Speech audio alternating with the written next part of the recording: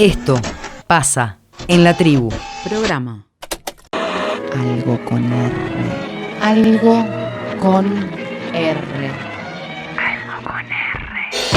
19 horas 37 minutos y ya estamos en compañía del señor Bruno Napoli, docente, ensayista e investigador de delitos económicos en la historia reciente y uno de los autores de La dictadura del capital financiero, junto a Celeste Perosino y Walter Bosicio, publicado en 2014 por Editorial Continente. ¿Es correcto esto? Así es, ¿cómo te va? Muy bien, y además asador, aparentemente, ¿no? Sí, así un buen asador. Así dicen los amigos. Ah, bien. Acá te escuché decirlo vos. Hay que decirlo también. Bruno, venimos de una jornada ayer, que sigue teniendo resonancia y probablemente la tenga en los días que vienen, y me interesa tu impresión porque sé que estuviste. Sí, así es. Y eso, lo que pasa es que el 24 siempre es distinto. El 24 es una fecha que en términos históricos es quiebre hacia adelante, siempre, Ajá. pensando en un largo periodo de exterminio en la Argentina que duró 10 años. Digo, no es un periodo menor, ¿eh? Son 10 años de desaparición sistemática de personas en la Argentina. Junio de 1973, diciembre de 1983, porque hubo desaparecidos hasta el último día de democracia, e incluso, si revisás la superficie redaccional de los diarios del 84, todavía había detenidos desaparecidos a principios del 84, denunciado por las madres y reconocido por el ministro Trócoli de ese momento, que era ministro del Interior Alfonsín. Así que son casos muy dolorosos eso. Pero bueno, digo, son 10 años de genocidio, los 3 primeros años, que no llegaron ni siquiera a 3 años, dejaron 1000 desaparecidos, 1000 militantes, 1000 ciudadanos desaparecidos, de junio del 73 a marzo del 76, y el 24 de marzo es el quiebre porque es cuando se nacionaliza el sistema. Claro. Lo que hacía la AAA en Buenos Aires, en el Gran Buenos Aires, en Córdoba, con una delegación que tenía la AAA que se llamaba Comandos Libertadores de América, y en algunos puntos muy señalados de la Argentina, con 2 o 3 centros clandestinos de detención, lo que hace la dictadura a partir del 24 de marzo es nacionalizar justamente el método.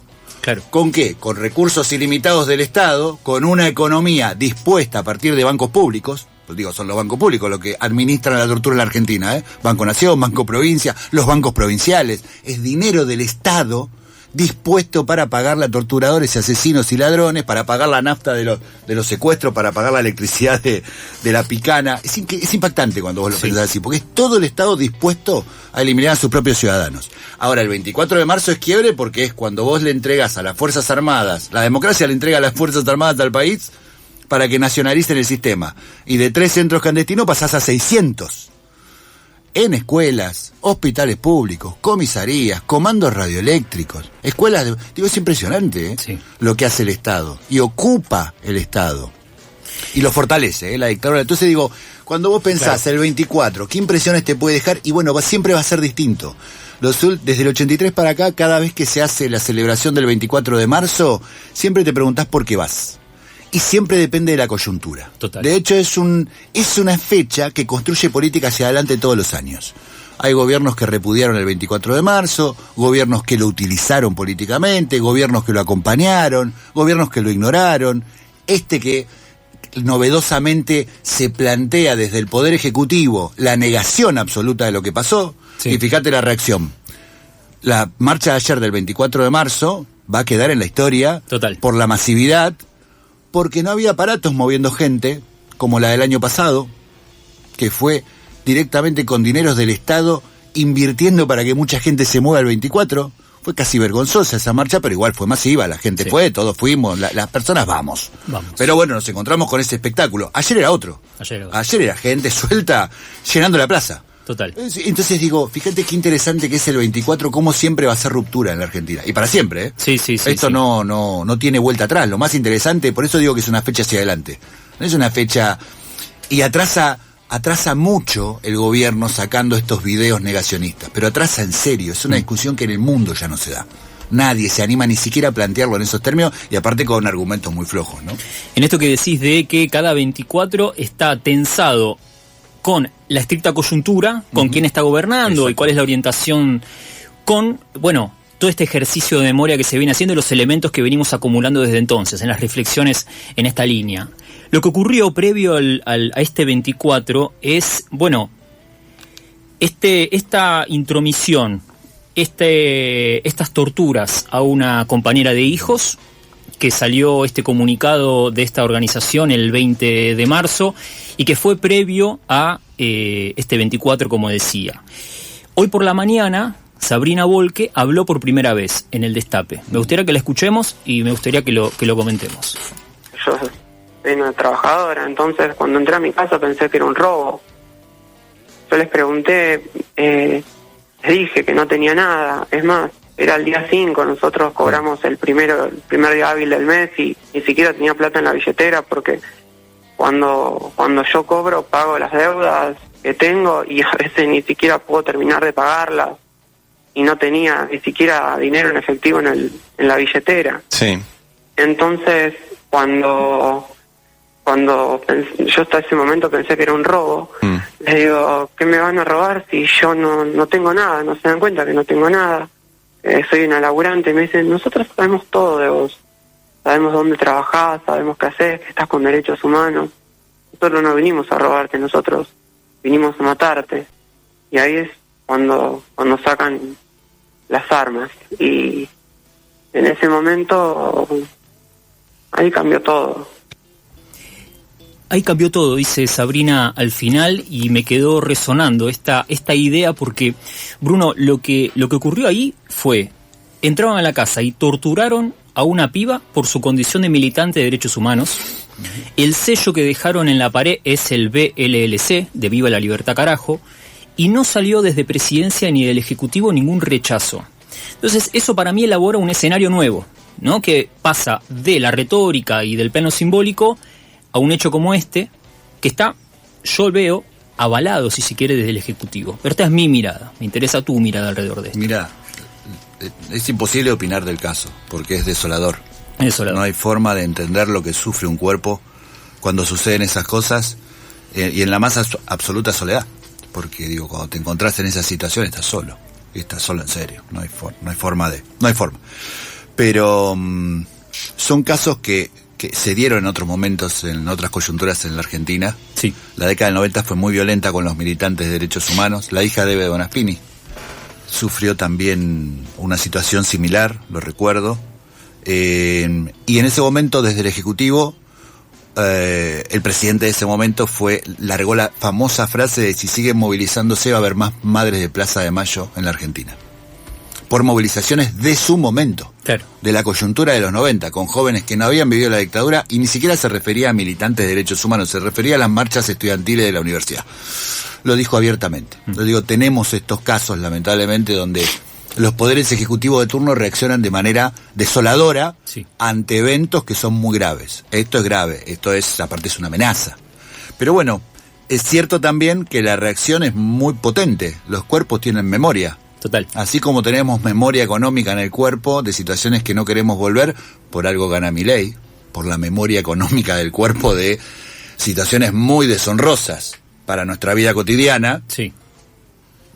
Y que le terminan sirviendo el triunfo. Total. También, pero también hay una memoria del dolor. Yo estoy seguro que mucha gente que votó a Milei repudió esto. Seguro. Bruno, me interesa que pensemos un poco, alrededor del 24 también lo que ocurre, y tenía que ver con lo que decíamos al principio, hay una tentación de pensar las relaciones que hay entre la situación actual y lo que ocurrió por entonces. Obviamente desde el plano, me refiero a lo estrictamente económico, más allá de estos eventos, hay algunas continuidades entre aquel entonces y el presente, y sobre todo hay algunos elementos que en ese momento, desde el punto de vista económico, se han transformado, que hasta nuestros días seguimos arrastrando y de las cuales no podemos diluir, digamos. Mira, siempre es la tentación de entender a qué se parece el gobierno actual. Total. Sobre todo si es tan cruel. Este gobierno no tiene nada que ver con la dictadura. Esa es la realidad. Sí. Si vos estudiás el proceso económico de la dictadura, su posicionamiento político respecto del Estado, lo que te dije al principio, ocupar hasta el último estamento del Estado, hasta la última municipalidad, el último lugar de la Argentina estaba ocupado por la dictadura, por militares y colaboradores civiles. Este gobierno es minarquista, pero es profundamente minarquista. Sí. Pretende destruir el Estado implosionándolo de adentro. Por eso está vaciando los ministerios. Claro. Por eso agarró 5 ministerios, los transformó en secretarías y luego los vació de trabajadores. de manera salvaje, porque no quiere que existan.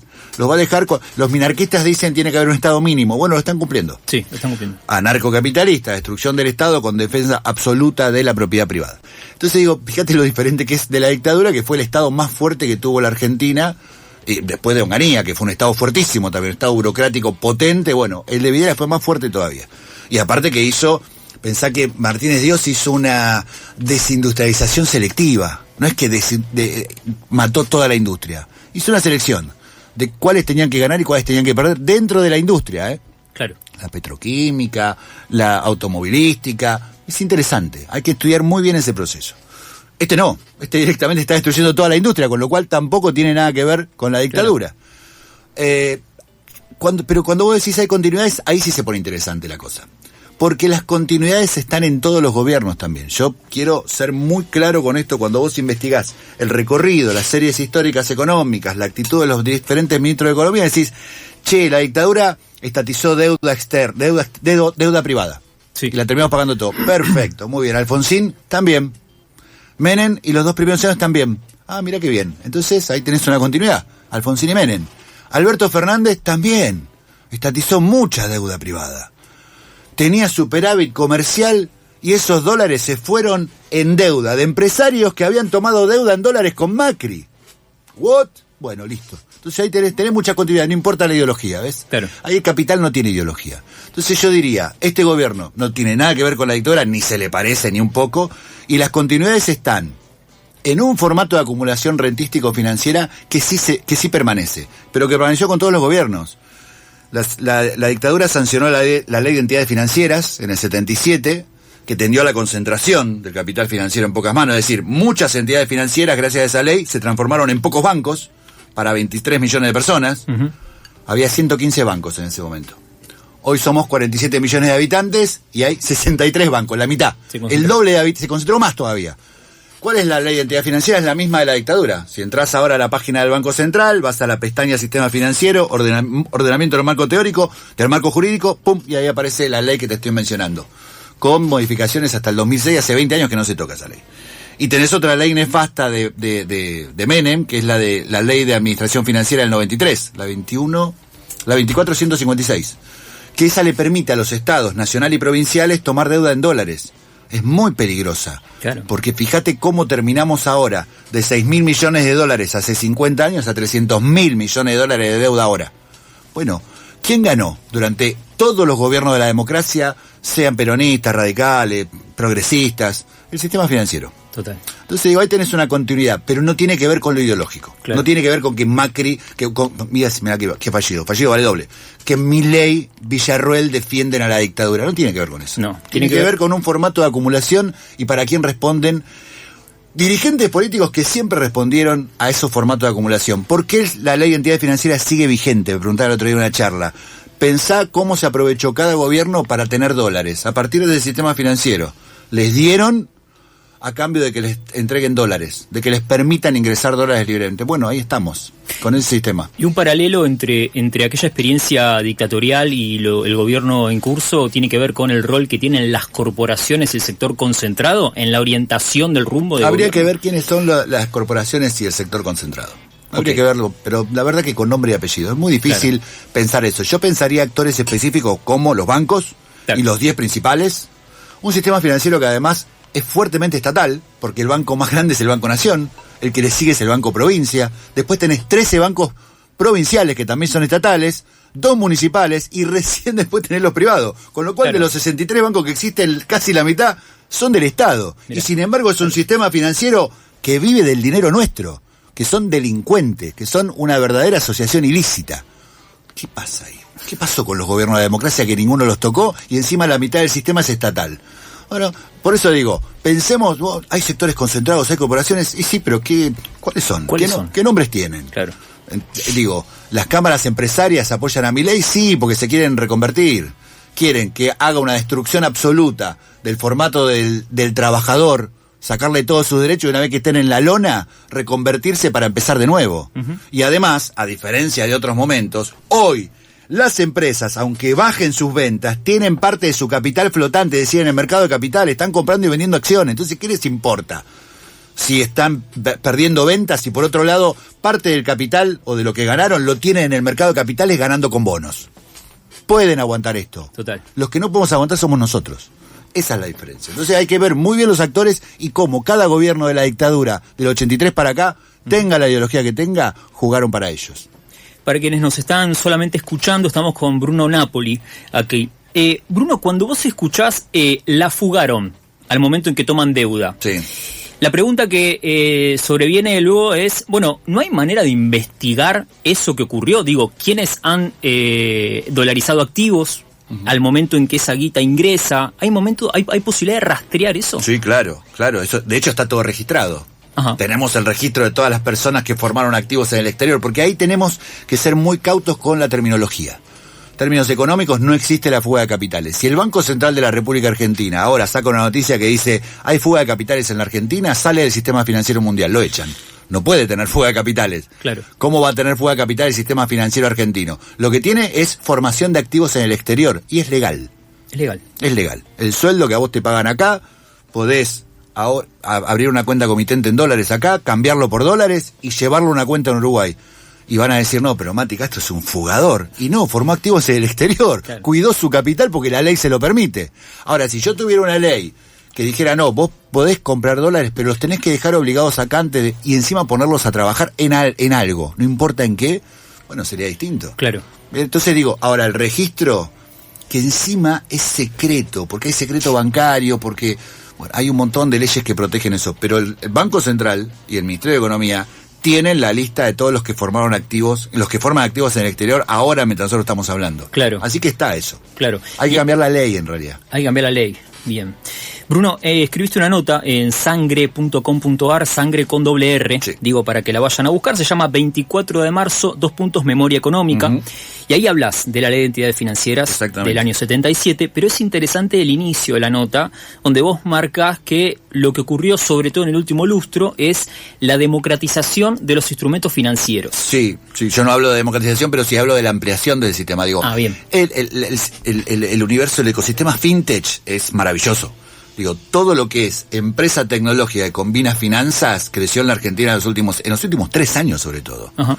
Tenías muy poquitas empresas, tenés casi 270 empresas en la Argentina que nos permiten, que lograron algo que los bancos y el sistema financiero hace muchos años quería, que era lo que se llama en economía inclusión financiera. Sí. Decir, bueno, ¿cómo logramos que la mayoría de los habitantes estén incluidos financieramente, tengan una cuenta, puedan operar de determinada manera, con determinadas billeteras? Bueno, lo lograron las fintech, que no es lo mismo que Banco Digital, ¿eh? Banco Digital funciona como un banco de ladrillos, ajá, pero en el sistema digital, y está regido por la ley de entidades financieras. Las fintech son otra cosa, es Ualá, Mercado Pago, claro, Modo, las billeteras virtuales. Hay muchas, la mayoría son de pagos, son forma de pago, por eso digo, Mercado Pago y Modo son las que más conoces. Bueno, sí, esas son fintech, Ualá también. Pero después hay de inversión, hay de seguros, hay de crowdfunding, hay un montón. Es maravilloso ese universo. Uh-huh. Ahora, mirá la diferencia. El sistema financiero tradicional, el de los bancos de carne y hueso y de ladrillos, tienen una ley de la dictadura y les permite concentrarse y hacer negocios. Y las fintech, que están generando una inclusión financiera impresionante y que a vos y a mí nos facilitan la vida, porque hay que decirlo que la facilitaron, sí, conseguís créditos que el banco tradicional no te da porque porque el perfil no permite, porque tus ingresos, bueno, los conseguís con las fintech. No tienen regulación. No hay ley que regule al ecosistema financiero tecnológico. Eso es impresionante. Sí. Entonces el Banco Central se dedicó con algunas normas a regular algunos movimientos, la Comisión de Valores regula también algo, los de inversión, por ejemplo, y la Superintendencia de Seguros regula las 10 que existen de seguros. Ahora, la única regulación seria que tienen son las cripto, porque esos sí son los activos más opacos y más turbios que tiene el sistema fintech. Y eso sí es peligroso. Uh-huh. Porque además es una etapa. Yo a todo el mundo le digo, no inviertan en cripto. Por favor, no hagan eso. Eso es para grandes jugadores. No hagan esa tontería. No gasten su plata en criptomonedas. Pero, vos decís, tenés 60 bancos para 47 millones de habitantes que no generan inclusión financiera, ni la quieren. No te dan un solo crédito blando para cosas básicas como comprarte una casa, lo que sea, un negocio. Y tenés este universo sin ningún tipo de control, en el cual podés conseguir hasta criptomonedas, claro, quizás de lavado de dinero. Bueno, son universos los dos herederos de la dictadura. Total. Porque al ser la herencia de la dictadura tan conservadora y tan retrógrada, le dejó un espacio a colonizar a todas estas financieras tecnológicas que encima no tienen regulación y están pidiendo no tenerla por mucho tiempo. Hasta que puedan ocupar definitivamente. Vos pensás que el 15% de la población nada más igual está metida en 2 o 3 billeteras virtuales. Total. Es un montón igual, ¿eh? Es un montón. Es un montón. Para una población tan chica como la Argentina es un montón. No, y esto se vincula con lo que decías antes de 10, 12 años de estancamiento y de precarización de nuestras vidas, digamos, sobre todo de los que vivimos de un salario, y una resonancia con un discurso del actual presidente en campaña diciendo, bueno, yo te saco el Estado de encima, de manera que vos puedas, incluso con estos instrumentos financieros, solucionarte la vida, ¿no? Ahí hay algo que donde, qué sé yo, quien efectivamente está con su teléfono, trabajando en una bicicleta y al mismo tiempo esa guita que recibe la puede poner a trabajar en el momento. Ahí el Estado no entró nunca. Es muy interesante la relación que haces, porque ahí sí se condice el discurso minarquista de Milei de acabar con el Estado con este universo fintech que te permite operar libremente. Pero fíjate que hasta estas mismas empresas están pidiendo un poquito de control, ¿eh?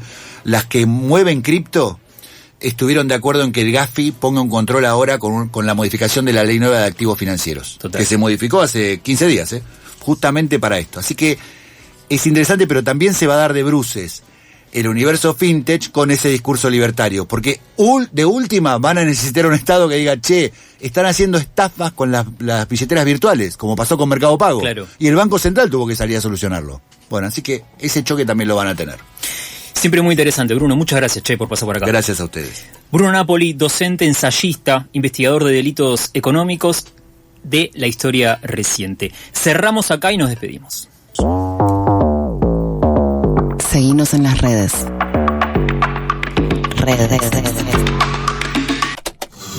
Esto pasa en la tribu.